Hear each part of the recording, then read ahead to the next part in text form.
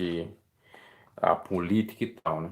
Hoje é o Dia do Trabalhador, algumas empresas até que vão mudar esse feriado para um outro, talvez para sexta-feira, até estão trabalhando hoje, né, mas na esfera pública me parece que não trabalham hoje.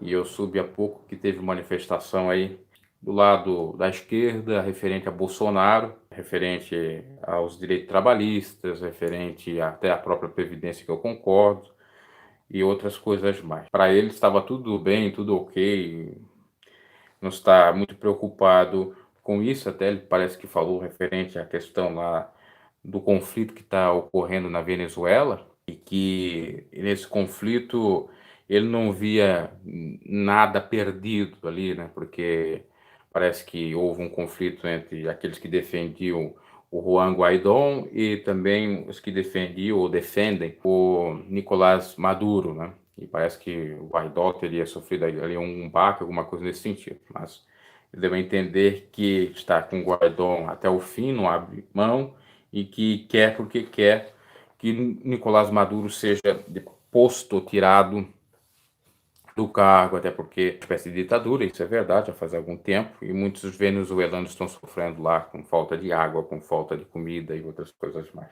É algo que a gente tem que fazer algumas adotações ou reflexões desse governo aí do Bolsonaro, que já está há algum tempo, né? E esse dia do trabalho é até um dia icônico, ou seja, seja algo bastante relevante, porque o lado do sindicato diz que está cortando muitos direitos trabalhistas. Não necessariamente, até porque com relação à contribuição forçosa do sindicato, eu acho errado. O sujeito deve, se quiser contribuir para o sindicato, que contribua, não tem problema contribuir para o sindicato. Não foi isso que foi aprovado, ou pelo menos que visa a medida provisória. Foi só garantir ao trabalhador, se ele quiser que seja cobrado a contribuição sindical, assim é descontado de folha. Se não quer, não vai ser e pronto. Aliás, já era até uma medida do Michel Temer. E eles dizem, né, os sindicalistas que ganham muito. A realidade é essa também, tem que ser dito. Os sindicalistas ganham muito com aquela taxa, outras coisas que é cobrada e tal, e também trabalho aí de uma maneira bem sacana, eu já diria, com o trabalhador. Ah, porque o trabalhador tem direito a advogado, se der a contribuição sindical, os sindicatos vão ajudar nisso, naquilo, mas geralmente não em ajuda. Eu conheci pessoas aí ligadas a sindicatos, que na realidade ficaram bem ricos da vida, ficaram muito bem, enquanto o trabalhador foi muito enganado. Então, nesse ponto, eu vou concordar com essa medida. E eles dizem, não, está acabando o direito trabalhista. Não é bem assim. Agora, da reforma da Previdência, passou já pela Comissão de Constituição e Justiça, e referente àquela multa de 40% do Fundo de Garantia, que eles iam tirar, não vai ser tirado, né? Aquilo foi até extirpado ali da reforma pelo fato de que muitos alegaram que não tem nenhuma interferência lá no final para economizar na Previdência ou para, de fato, o Brasil ter uma receita maior, né? Porque eles querem economizar ao longo de mais de 10 anos R$ 1 trilhão, né? Aquilo ali, se tirasse, não teria nenhuma problemática. O que acontece? É que os empresários entram também. Você vê, tem um lado perverso do sindicato e tem um lado perverso dos empresariados, ou dos empresários, né, ou empresariado. E isso, quem sofre, que está no intermediário, é o trabalhador. Sofre com o sindicato, que manipula, tem que pagar o sindicato, e o empregador, às vezes, não cumpre com as regras trabalhistas, e fica complicado para o trabalhador, né? Então, se ajusta aqui no sindicato, também tem que se ajustar aqui nos empresários, ou refrear aqui, para que eles não venham ser contra o trabalhador, né? Agora, se fosse aprovado realmente tirar aquela multa do Fundo de Garantia, era favorecer aliás, ao empregador. Ah, porque o empregador tem muito encargos e tal, isso é um absurdo no Brasil, nós queremos o liberalismo. Até viu o Paulo Coelho falando, Paulo Coelho, deve ser o Paulo Coelho por aí, né? Paulo Guedes falando referente a isso, é que nós somos liberais, então, e o liberalismo pode aceitar isso e coisa e tal. Liberais, né? Liberais para quê? Para abraçar os banqueiros, para abraçar os empresários e deixar o trabalhador à míngua, sofrendo? É isso que eles são? Hã? Essa é a grande realidade. Aí você vai falar isso, não, é esquerdista, é isso, é aquilo, não está favorável do Brasil. Então eles utilizam a mesma ferramenta que a própria esquerda utilizava, né, dizendo, olha, eles são contra o Brasil, agora também estão dizendo que aqueles que pensam diferente deles são contra o Brasil. É brincadeira, né? É brincadeira. Aí agora passou o senhor Luciano Hang, eu moro até próximo da cidade que ele reside, né? Tava lá com a senhora, acho que deve ser, acho que foi isso aqui até em Santa Catarina, com a senhora Haussmann, né? Joyce Haussmann, ele vestido lá de Dom Pedro I e dizendo ou dependência, né? Aliás, ou previdência ou morte, né? Ou previdência ou morte. Ah, para lá, né? Para lá, só para ele, né? Para ele ter aquilo que é bom para ele, né? Para ele ter o que é bom para ele, só isso. Para quem está chegando aí, eu já acabei o devocional, eu já estou falando de política, né? Por isso que eu coloquei aí no título devocional e outro. Então, o que ocorre é algo muito perverso. Com todo respeito à pessoa Luciano Hang, a Van foi um sujeito até considerável, assim, considerado pobre, que lutou e conseguiu crescer na vida e tal. Claro, com muita ajuda, não fez nada sozinho, né? Teve muita ajuda, porque ninguém faz nada sozinho também. Agora, vim agora com essa de tem que tirar isso, tem que tirar aquilo. E tem um conflito ali muito grande com o PT, né? Já foi processado e tal. A reforma pode ser aprovada, mas do jeito que foi proposta, pelo amor de Deus, né? Pelo amor de Deus, eu fico pasmo é com a bancada evangélica, né? Que está compactuando com tudo isso. O Partido Social Cristão, né? Favorável, tudo isso. Lamentável, o Partido Social Cristão, que era do filho do Bolsonaro que estava há 2 anos atrás, em 2017, dizendo: olha, essa reforma do Temer aí não vai passar, não vai passar. Privatização não. Agora estão mudados, né? Estão mudados. Para entrar a nova vibe, porque só penso deles. Tirando dos outros, tá tudo bem. Só não tira o meu aqui, né? O meu aqui é sagrado, né? O meu aqui é sagrado. Os outros podem tirar. Hipócritas, farisaísmo. É isso que ocorre. É isso que esses políticos picaretas fazem. Dentro da campanha, eles são bonzinhos demais, né? Eles vendem a ideia lá deles ser realmente do povão. Aí eu fico vendo pessoas comentando aí nesses canais ditos de direitas, em deputados que têm seus canais aí de direita e tal, dizendo: olha, olha, é isso aí mesmo, a esquerdice, a esquerda não entende nada, eles querem impedir a Previdência, tem que você fazer a reforma. Nem sabe de nada, estão sendo gado do outro lado, de outra forma. Porque eles nem sabem que pode correr aí um malefício por parte dos bancos, pode dar calote, podemos voltar à era lá do plano Collor, que deu aquele calote e tudo, podemos ter, claro que não é igual, mas poderá ser parecido, ou igual ao que está ocorrendo no Chile, já que o senhor Paulo Guedes estava lá na época da ditadura do Pinochet, tem toda a doutrinação do que ocorre no Chile, que é a previdência privada, que é capitalização, que os velhinhos lá já estão até se matando, porque é muito sofrimento. Aí eles querem trazer isso para o Brasil. Ah, mas não vai ser para os idosos de agora, eles já têm direito garantido. É, vai ser para a gente da minha idade, de 20, 30, 40 anos, né? Vamos pagar o preço, pagar o preço. Ah, porque está tendo muito idosos. É, está tendo muito idosos, mas quantos idosos estão morrendo? Só na minha cidade, por essas semanas aí, já morreu uns 5, 6 e de várias idades. Morreu um de 30, morreu um de 60, morreu uma de 70. Olha, o de 60, se fosse valendo essa previdência, nem era aposentado. Só ia ter lá o R$ 400, né? Uma espécie de Bolsa Família. O que é R$ 400? Me diga o que é R$ 400. Não é nada. Menos da metade de um salário mínimo. O que é o Bolsa Família? Não é nada. Não sou contra o Bolsa Família. Mas poderia ser mais o Bolsa Família. Na realidade, os R$ 400 tinha que ser o Bolsa Família, né? Que eu saiba, não chega a isso. Chega a 200 e pouco para quem tem até bastante filho. Tem que ser mais. Não, não dá, né? Para aumentar o salário do pobre, não dá. Agora, dele dá para aumentar toda hora, todo instante, né? Aumentar tributos também é outra coisa, né?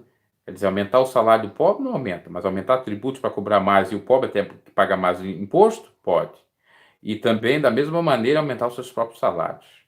Cadê a norma para refrear isso? Para não ter mais aumento de salário do funcionalismo público? Por que ter? Ou principalmente daqueles com cargo eletivo de mandato, um vereador, um deputado, um senador? Ah, é. Tá quase 40 mil, né? De Senado. O deputado, lá de Brasília. Então eu vou aumentar para 50 mil. 40 mil hoje é dinheiro. É dinheiro. O salário mínimo não chega nem a 1.998. Mas o camarada ganha 40 vezes mais. E ainda isso não está suficiente, tem que aumentar mais. Esses picaretas sem vergonhas.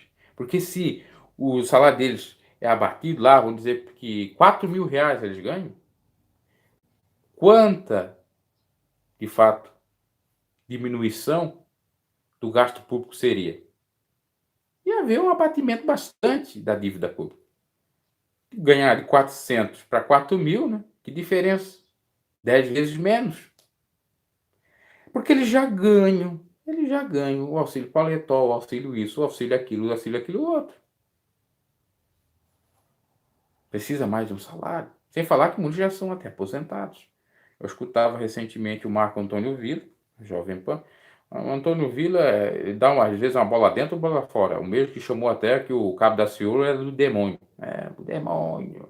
E o Cabo da Ciolo nem processou ele, poderia até processado, porque ele fez um comentário de um juiz do STJ e foi processado. Ele é Jovem Pan. E a Jovem Pan agora ganhou. Ele estava fazendo comentário. Porque ele pegou um olerite, o contra-cheque de um membro do STJ, e questionou ele que ele deveria dizer o porquê daquele valor, porque feriu até o teto constitucional que um membro do Ministério, aliás, não é do Ministério, do STJ pode ganhar. Me parece que é quase o patamar de um presidente da República, 40 mil por aí, 30, 40 mil. E ele questionou que o sujeito no mês ganhou 118 mil. Isso é absurdo. É óbvio que é um absurdo. Ganhar 118 mil. E aí foi processado. Né? Tem essa também, esse processo, né? Se você faz muito comentário contra isso, né? E não quer a verdade. Mas aí a Jovem Pan ganhou, inclusive o Celso de Mello, que advogou, aliás, foi favorável ao que o advogado da Jovem Pan e do Marco Antônio Villa pediram, dizendo que aquele comentário estava respaldado na Constituição, no artigo 5º, a liberdade de expressão. Mas você percebe uma coisa interessante na questão da política, é que muitos não estão nem aí, porque eles pintam em bordo, aí se alguém criticar, eles têm ainda o judiciário favorável a eles. Eles têm poder. Só diante de Deus mesmo, só diante de Deus mesmo. Que em alguns casos é só diante de Deus. Aí no início do ano nós tivemos a polêmica do Jorge Cajuru com o Gilmar Mendes. Muitos diziam para o Jorge Cajuru não se meter na questão do Gilmar Mendes, não fazer a CPI da toga, porque da Lava Toga, porque o Gilmar Mendes é um semideus, um poderoso ali que está mexendo com gente graúda. Ele dizia que não tinha que temer, só temia a Deus, né? Mas essas pessoas são assim mesmo, elas acham que pode tudo, porque estão lá no poder, tem que respeitar, né? A vossa santidade ali, o ministro. Tem que respeitar. Mesmo sendo um iníquo, mesmo sendo um sujeito contra as leis. E aí estenda a todos, né? Não só ministro, STJ, STF, mas a juízes, a magistrados, a desembargadores, e a todos que estão no poder judiciário, legislativo e executivo, que trabalham de uma maneira fraudulenta e não honesta, de fato, de acordo com a lei, no modo legal. Então, abrimos os nossos olhos, porque as eleições estão se aproximando aí, né?